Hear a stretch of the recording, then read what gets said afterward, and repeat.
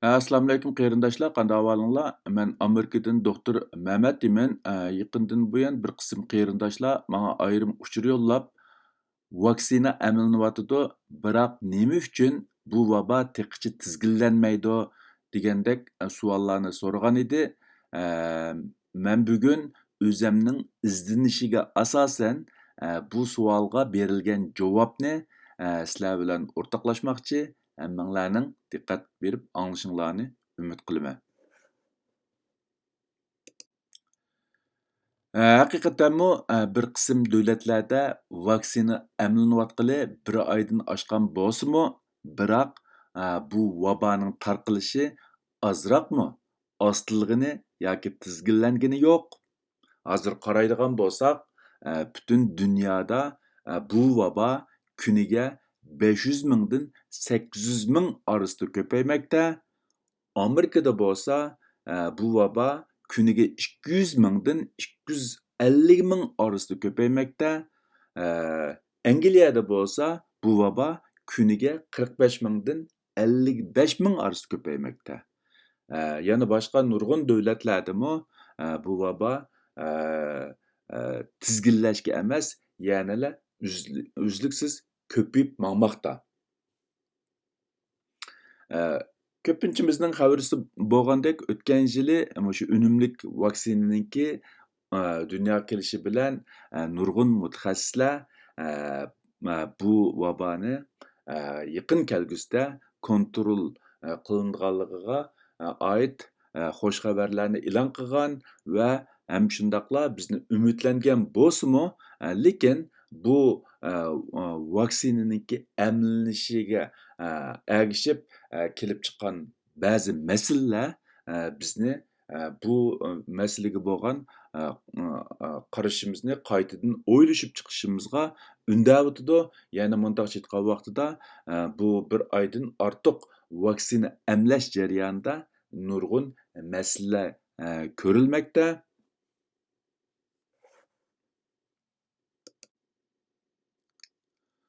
Odatda butun dunyo miqyosida keng tarqalgan yangi vaboning haqiqiy turda kontrol bo'lishi uchun nüfusning kam deganda yarimidan ortiqi yoki yaxshiroq bo'lgan vaqtida 70% dan 80% odamda u vaboga qarshi immunitet kuchi shakllanishi kerak. Ya'ni 70-80% odamda u vaboga qarshi immunitet kuchi shakllangan vaqtida onundan keyin bu dunyo miqyosida keng tarqalgan vabo haqiqiy ma'noda kontrol bo'lishga boshlaydi. Endi bu immunitet kuchi shu 70-80% odamninki immunitet kuchi qandoq paydo bo'ladi degan vaqtida birinchisi yuqumlanish orqali paydo bo'lsa, ikkinchisi vaksina emlash orqali shakllanadi. Endi hozir qadar butun dunyo miqyosida yuqumlanib saqayganlar bilan vaksina emlanganlarning soni emdila butun dunyo nüfusining 1%dan oshgan. Ya'ni mundaq aytgan vaqtida yarimidan ortiq odamni yoki yuqumlanish orqali yoki vaksina emlash orqali ularda immunitet kuchi paydo qilish uchun qanchalik vaqt ketadiganligini o'zinglar tasavvur qilib baqsanglar bo'ladi. Endi shu butun dunyo ichida Amerikada yuqumlanganlarninki soni eng ko'p bo'lib, shundoq bo'lsa-mu, hozir qadar Amerikada yuqumlangan va vaksina emlanganlarning soni emdila Amerika nüfusining 10%dan oshgan. Ya'ni Amerikada bu vaboni to'liq kontrol qilish uchun kam deganda yarimidan ortiq, Amerika nüfusining yarimidan ortiq eng g'oyalik bo'lgan vaqtida 70-80% odamninki badanida bu vaboga qarshi immunitet shakllantirishi kerak. Hozir aran 10%dan oshgan. Bu 10% sonni 70-80% ga ko'tarish uchun yana qanchalik vaqt ketadi? Bu hammalarga ayon. Endi shu bir oy vaksina urishga boshlangan bir oy ichida bir qitim vaksina udirilgan odam 10 million atrofida bo'lib, 2 qitimliq vaksinaning hammasini to'liqlagan odam 1 millionga yetmaydi. Shundaq bo'lgan vaqtida bu vaksina dunyoga kelgan bilan uni to'shib, shu ehtiyoji bor odamlarning qishiga olib borib, ularga emlashga, ya'ni vaqt ketadi degan gap. Dastlabda biz mushu vaksina ishlab chiqarilsa yoki bo'lmasa hamma odamga yetkidek vaksina ishlab chiqarilsa, qisqa vaqt ichida bu vabo kontrol bo'ladi deb qaragan bo'lsak, hozir garchi bizda kam deganda bir qism odamlarga yetkidek vaksina bo'lsa-mu, lekin uninki emlanish surati biz asli planlagandan nihoyatda ko'p tuvan bo'lgan. Shunlashqa insonlar hozir bu yerda yolg'iz vaksinaning ishlanish surati emas, balki uni hojatmandlarning qishiga olib borib to'shib, ularga emlashningmi nihoyatda ko'p vaqt ketadiganligini tunib yetmoqda. Shu sababdan Dünya Səhiyyə Təşkilatı, Birləşmiş Dövlətlər Təşkilatı və münasibətlik mütəxəssislər bu COVID-19 kesiliga qarshi umum xalqda, ya'ni ko'p sonli xalqda bu immunitet shakllantirishi 2021 yilning oxirida amaliyotga aylanmaydiganligini, ya'ni aslidagi plan bo'yicha butun dunyodagi nüfusninki 70-80%ni 2020 yilning oxirigacha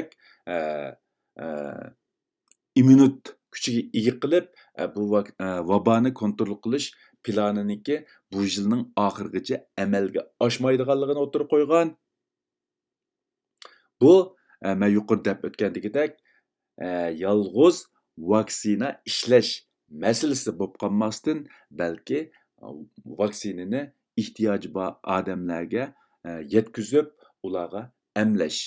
Ya'ni agar bu ish reallikqa aylanmagan vaqtida bu dunyo nüfusiniki 70-80%ni bu vaboga qarshi 70-80%da bu vaboga qarshi immunitet shakllantirish bu yilning oxirida amalga oshadigan ish emas. Albatta, bir qism davlatlarda, bo'libmi kichik nüfusi oz kichik davlatlarda sal baldur amalga oshishi mumkin. Uningdan boshqa Amerika, Kanada, Yevropa, Avstraliya degandek davlatlarda tezroq amalga oshishi mumkin. Lekin bu deganlik bu vabo butunlay kontrol bo'ldi deganlik emas.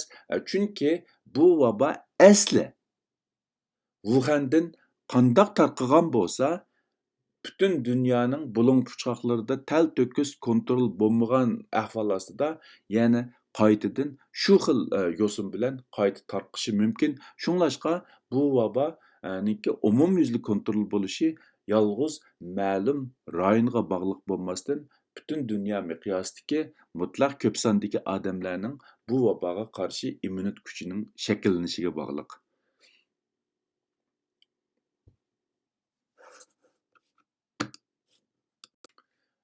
Ondan başqa bu virus hozir uzluksiz o'zgarib, hozir qadar 4 xil shakldagi virus borliq kelgan. Yani birinchisi asli Wuhan'dan tarqagan o virus turi bo'lib, uni D614 deb atagan bo'lsa, uningdan keyin Yevropa va Amerikani markaz qilgan, dunyoning boshqa yerlariga tarqagan ikkinchi xil virus turini G614 deb atalgan. Andan keyin 11-12 oylardan boshlab Angliyani markaz qilgan ko'plagan davlatlarni sarosima solgan 3-turdagi bu virusni 20B501Y-V1 deb atagan yoki VUI 20-20-12-01 deb atagan. Undan başqa Janubiy Afrikada paydo bo'lgan 4-turdagi virus bo'lib, uni 20si 501 YV2 deb atagan. Hozir qadar bu virusninki o'zgargan nusxalari nihoyatda ko'p bo'lsa-mu, lekin bu 4 xili biroz cho'ng o'zgarishi bo'lgan 4 xil virus bo'lib, bu keyin paydo bo'lgan 2 xil virusninki tarqash kuchininki aslidagimi kuchli ekanligi o'tirg'a chiqmoqda. Bu omillarning hammasi qo'shilgan vaqtida bu vaboninki qisqa vaqt ichida kontrol bo'lmaydiganligidan derak berdi.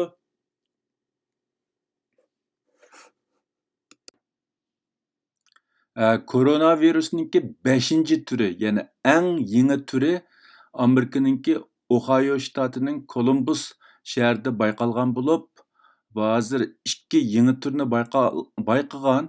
Uning biriga COH20G501Y deb nom bergan. Bu eng yangi bayqalgan virus bo'lganligi uchun uningga u to'g'risidagi nurg'un ma'lumotlar hozircha aniq emas, lekin mutaxassislarninki aytishicha, bu virusninki tarqalish kuchi hozir Amerikada tarqalayotgan aslidagi virusdan 70% yuqori ekanligini o'tirib qo'yayotidi. Uningdan boshqa hozirgi vaksina buningga ishlamdi, ishlamamdi, bu to'g'risida ko'p ma'lumot yo'q. Hamda mening bu uchurlarni qarindoshlar bilan o'rtoqlashishimdan sabab hargiz qarindoshlar orasida bir xil qo'rqinish paydo qilish emas. Bu vabo biz umid qilgandek undaq tiz besiqmaydiganligidan iborat bir reallikni qarindoshlar bilan o'rtoqlashmoqchi. Hamda garchi bu vabo qisqa vaqt ichida kontrol bo'lmasa-mu, biroq bu vaboninki o'ltirish kuchininki aslida o'ylagandek undaq qo'rqinchli emasligi ma'lum. Mening qarashimcha, ahvol cho'qim yaxshilanishga qarab mangdi, lekin undaq tiz va qisqa vaqt ichida bo'lmasligi mumkin. Shunga qarindoshlar shuningga qarab plan qilsa yaxshi bo'ladi deb qarayman. Hamda bak quruq umidlanib ketsakmi, ba'zida ishlar umidimizdek bo'lmagan vaqtida bir xil ma'yuslanib qoladigan ahvol bo'ldi. Shunga men bu uchurlarni qarindoshlar bilan o'rtoqlashishni muhim deb qarab, bu qisqa leksiyani sizlarga tayyorladim. Bugungi bu qisqa leksiyani bu yerda oxirlashtirmoqchi. Hammanglarningki anglag'aninglarga ko'pdan ko'p rahmat. Xayr xo'sh, Xudoga omonat. Ko'rishguncha omon bo'linglar.